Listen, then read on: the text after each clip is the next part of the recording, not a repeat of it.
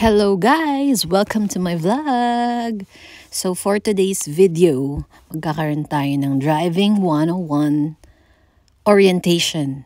Yes, orientation lang kasi marunong tayo mag-drive sa Pilipinas. So yung ating Driving 101 ay kasama si Alj. Oh, wait lang. Alam ko na agad yung unang tanong nyo.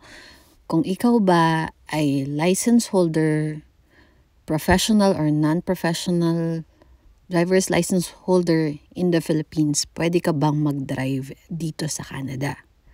So dito sa province, kung nasan yung kuya namin, ang sagot ay yes. For 3 months paglapag mo, pwede kang mag-practice, mag-drive. So mag-familiarize ng mga rules and regulations. Kasi hindi naman porket marunong ka mag-drive sa Pilipinas, gorabes ka na agad na mag-drive dito. Kasi makikita nyo talaga na may pagkakaiba yung mga rules and regulations sa daan or while you are driving. So, very important na ma-orient ka at magbasa dun sa website ng Manitoba Public Insurance kung saan sila yung may hawak ng licensing and car insurances dito sa province nga na pinuntahan namin, which is Manitoba.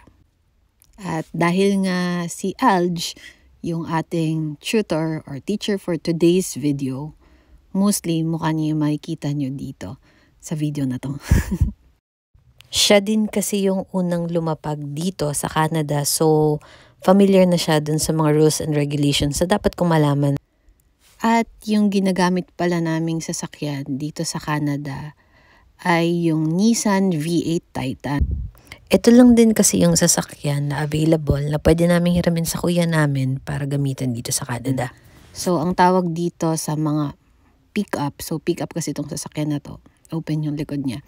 Ang tawag sa mga pick-up dito sa Canada is truck. Ewan ko kung sa Pilipinas ganun din, pero ako familiar ako na pag ganitong klaseng sasakyan na tawag sa atin is pick-up. So, dito, truck yung tawag dyan.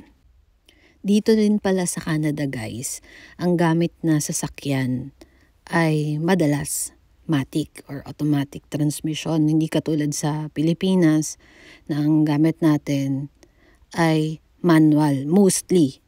Mas kukonti kasi sa Pilipinas yung automatic transmission yung gamit. So neto na lang nauso. Pero sa Canada, mas ginagamit yung automatic transmission na sasakyan. Alam nyo ba guys, sabi ng mga kakilala namin dito na matagal ng driver sa Pilipinas, mas madali daw makapasa sa driving test dito yung mga baguhang driver talaga kesa sa ating mga driver na sa Pilipinas. Kasi meron na tayong mga nakasanayan na mga rules na mahirap nang baliin. Uy, ang ganda. So, ganyan yung view natin dito guys. Kung makikita nyo guys, yung mga puno dito, walang dahon kasi winter season pa. So, naglagas yung mga dahon yan.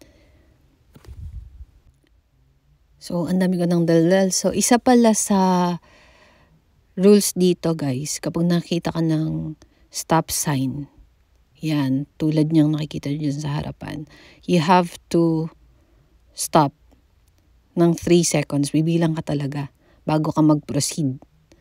Tapos kapag may mga 4-way stops naman, kung sino unang dumating dun sa stop sign, siyang unang mag-go.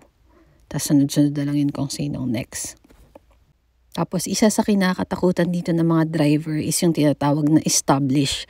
Kasi ibang-iba talaga siya sa atin sa Pilipinas. So hindi ko pa siya mapapakita today kasi sa looban pa lang kami nag-drive. So yung purpose talaga ni Alj dito ay i-orient ako dun sa iba't ibang rules na hindi natin ginagawa sa Pilipinas bago ako sumabak ng driving. So turn na natin guys, dito ko na muna tatapusin ang ating video. Salamat sa aking tutor na si Alj. Bye-bye!